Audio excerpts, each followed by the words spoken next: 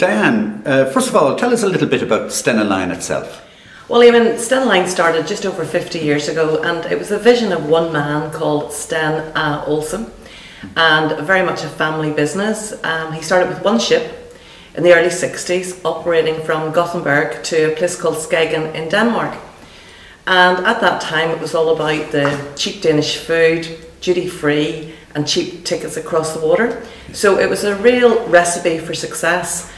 Anyway, Sten then had some more vision and opened another route with Gothenburg to Kiel. And at that stage, I think everybody realised, Stena were actually out there and were going to be a heavy competitor. So instead of that then operating to Skagen, we then changed to Friedrichshafen in Denmark. So the early 60s and up to 1967 was a great time for Stena. Yeah, fantastic. So low-cost carriers, of course, have heavily impacted on your business in the last decade or so, but the ferries are fighting back. What measures have you taken to keep your business strong and indeed expanding, as we'll talk about later? Well, as you say, the low-cost carriers did come in over the last decade and really put the ferries under an awful lot of pressure. But over the last number of years, the ferries have been heavily investing in their product and listening to their customers. And I now think we have a fantastic opportunity and product for the customer. So we've got hassle-free journeys. Bring as much luggage as you want in your car, great product on board, free Wi-Fi, great things for the kids to do, and people have the ability to walk around and have freedom. So I think the ferries have fought back. And as you can see, the investment that's been in all of the ferries across the business, it's a tremendous time. Ferries are now a luxury way to travel. Yeah, absolutely, and you avoid all that grief and hassle at airports as well. And Diane, Stena have just announced the acquisition of the Celtic Link ferry. That's a new service that will operate from Rosslare to Cherbourg. That's terrific news. Oh, it's tremendous news, Eamon.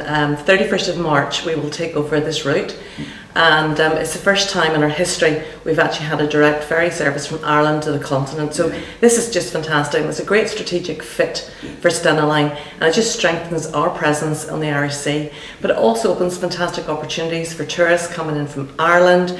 It's a great market for us, but we can't become relaxed. We've got to work obviously very hard at it.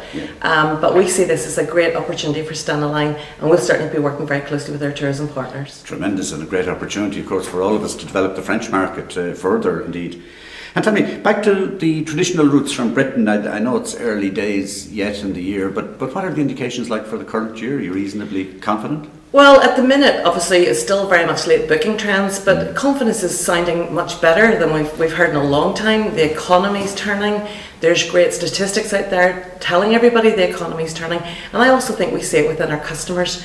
People are spending, people are out and about, they're eating, they're dining in fancy restaurants. So I do think there's a tremendous turn in this market. As I say, it's early stages yet, but our forward bookings are strong. But as I say, we can't become relaxed in that. We've still got to work hard at it and make sure that we don't become complacent. Sure, and of course it was encouraging that we did get reasonably decent growth in the latter half of last year, and hopefully we can build on that. So the very best of luck with all of that this year, Diane, and the very best of luck with the Rosslare Cherbourg route. Thank you very much.